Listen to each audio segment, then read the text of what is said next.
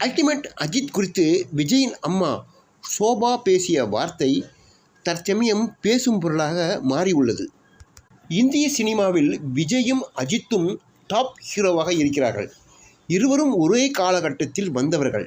அதேபோல் தங்களது ஆரம்ப காலகட்டத்தில் நிலையான இடத்தை பிடிப்பதற்கு கடுமையாக போராடியவர்கள். விஜயோ உருவ கேலியை சந்தித்தார் என்றால் ஒழுங்காக தமிழே பேச வரவில்லை, எமோஷன் காட்சியில் நடிக்க தெரியவில்லை, நடனமே ஆட தெரியவில்லை என்று அஜித்தை கேலி செய்தார்கள். இரண்டு பேரும் இப்பொழுது இருக்குமிடம் சாதாரணமாக அவருக்கு கிடைத்துவிடவில்லை. அவர்களது அயராத உழைப்பு, தங்களது திறமைகளை வளர்த்து கொண்டார்கள். அதன் பிரதிபலனாகவே இருவரும் இப்பொழுது சூப்பர் ஸ்டாராக இருக்கிறார்கள். 90களில் நடிக்க வந்த விஜயும் அஜித்தும் ஆரம்பத்தில் ராஜாவின் பார்வை படத்தில் இணைந்து நடித்தார்கள். அதன் பிறகு நேருக்கு நேர் படத்தில் நடிக்க அஜித் கமிட்டானார். ஆனால் சில காரணங்களால் பாதியிலேயே படத்திலிருந்து வெளியேறினார். அதன் பிறகு இருவரையும் சேர்த்து வைத்து படம் எடுக்க யாரும் முயற்சிக்கவில்லை. அதே சமயம் இருவரும் தங்களது பாதையில் சிறப்பாக செயல்பட்டார்கள். இருவரும் உயர்ந்த இடத்துக்கு சென்றார்கள். இதனால் ரஜினி கமல் என்பது போல அஜித் விஜய் என்று உருவானது.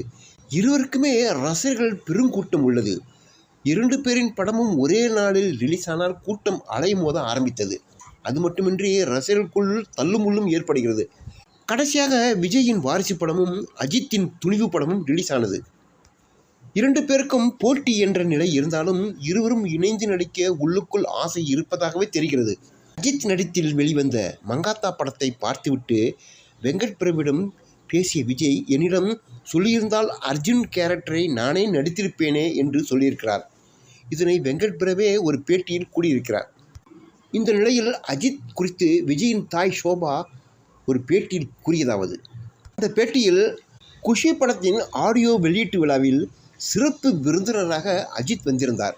அப்பொழுது பேசிய அஜித், விஜயும் நானும் ராஜாவின் பார்வையில் படத்தில் இணைந்து நடித்தோம். அப்பொழுது விஜயின் வீட்டிலிருந்து எனக்கு சேர்த்து உணவு வரும். சோபா அம்மா கையால் நான் சாப்பிட்டிருக்கிறேன். அவர் கையாலேயே எனக்கு உணவு ஊட்டிவிட்டார். நான் இதை மறக்கவே முடியாது என்று அஜித் சொன்னார். அஜித்தின் இந்த வார்த்தையை நான் கேட்டு மனம் நெகிழ்ந்து போனேன் என்று சோபா சந்திரசேகர் ஒரு பேட்டியின் போது குறிப்பிட்டார். சினிமா சம்பந்தமான சுவாரஸ்யமான செய்திகளை தெரிந்து கொள்ள நம்முடைய சேனலை பின்தொடருங்கள். மற்றும் ஒரு பதில் பார்ப்போம். வணக்கம்.